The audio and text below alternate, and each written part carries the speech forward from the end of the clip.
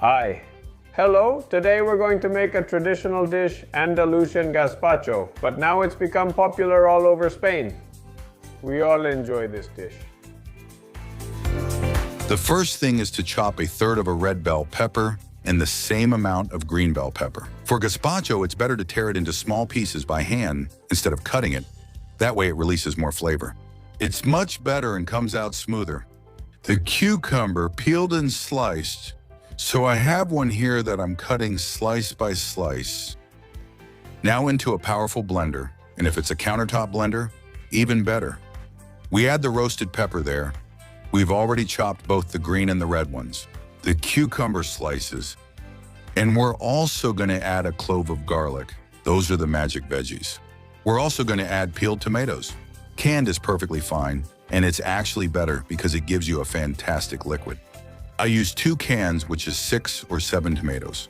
Once I have them, I add a third of a cup or 60 milliliters of oil. If it's olive oil, even better. And the same amount of soft bread.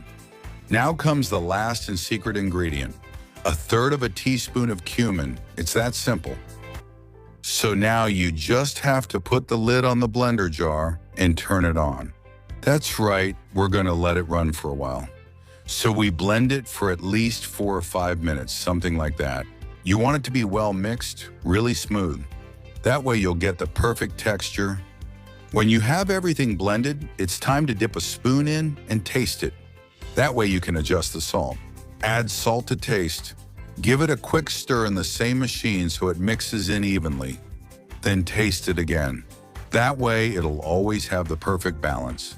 Sometimes the water in the tomatoes makes it a bit sweeter or saltier. This way, you always get it right. You just need to set it aside and chill it well for at least 2 hours, then serve and enjoy. Decorate it however you like, in my case with a few slices of cucumber and a bit of oil, and enjoy. Look, what a creamy little dish. And sometimes a cold soup like this, whether it's gazpacho or salmorejo, is really appetizing. And it goes great, so you could mix it with some diced ham, a bit of boiled egg, whatever you like. Look how delicious. And now, enjoy.